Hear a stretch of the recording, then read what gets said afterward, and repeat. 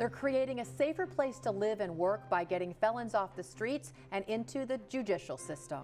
Hello and thanks for joining us. I'm Laurel Hess and this is Comcast Newsmakers. Joining me now is the president of Crime Stoppers of Mid-Michigan, Steve Nichols. Thank you so much for joining us today. Thank you for having me. Everybody, I hope, has heard of Crime Stoppers, but I'm not sure everybody really understands exactly how it works, or if somebody did know something about a crime or had a tip, would they Google you? Is there a number that everybody knows? What do they do? Yeah, they can Google us. We're Crime Stoppers of Mid-Michigan on our website. We have an 800 number they can call and give an anonymous tip to. So there's a number of ways that we are able to be reached through our community. You've been around forever, so how exactly does your organization work? Because you can call 911, you can call your local police department with a tip. Why call you guys? Crime Stoppers is anonymous. It's a hallmark of our organization and what we've done. So if a person calls in a tip to our organization, it's going to go right into our system. It's going to go to the appropriate law enforcement agency, and then they're going to be able to go after that information that they have in that tip. That person's going to remain anonymous. If it leads to a capture and a conviction, then that person will receive a reward that will be at a local bank that we have established a relationship with. So you're sort of an arm of the police station, but not really. You're an independent entity, correct? We're a completely independent entity. We really work with the law enforcement, the community, the neighborhoods, the business community, and the media locally. So we're just truly a partnership that really relies on one another to make the communities that we live in safe and a safer place to be. When you talk about working with the media, when you know of somebody that you're maybe a crime that's been committed or a person that's wanted, trying to get that information out there into the community, is that your relationship with the media? Yeah, our media with the media is to have a social news desk. So we have our presence on Twitter, on our Facebook page. So if there's a felon, or if there's a Amber Alert, or anything that needs to happen in the area, it can go right through our news feed, through our news desk at WLNS.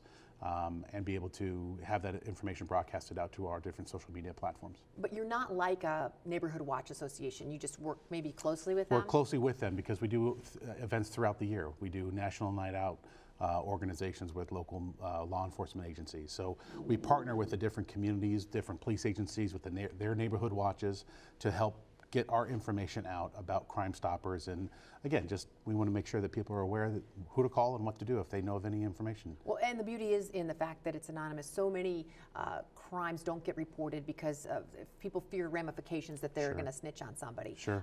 So how do you assure people, I promise you, even if you give me the best information out there, we're not going to come back to ask you more questions and ask who you are? If you call into that number goes, that tip has created its own identity.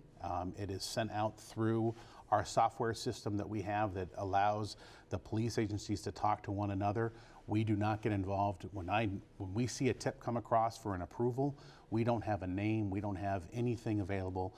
It's just a matter of, was there a tip, did it lead to an arrest, and what did it fit on our matrix? And that's the reward. And congratulations are in order, 30-year anniversary this year, so you must be doing something right. We are. We've been out for a long time. This is our 30th year. We've had a great relationship in the Mid-Michigan area, serving the 5 counties that we serve, working with our law enforcement, our business communities, and all the people that live in the area. So again, for us, it's been a great partnership. It's been great to be able to be in there working with everybody.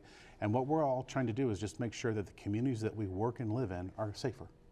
And really, you do this with very little funding. You rely on private and corporate donations. You're not part of the local police department with government funding or any of that. No, we don't have any government funding at all. We're a 501c3 organization, nonprofit organization that solely relies on individual and corporate donors to help us facilitate all the different programs that we're operating in the Mid-Michigan area to be able to facilitate the capture and taking the wanted felons off the street. All right, awesome organization, businesses, you're keeping them safe. They could be giving you a little money to help you with that, a little donation here or there. Always great.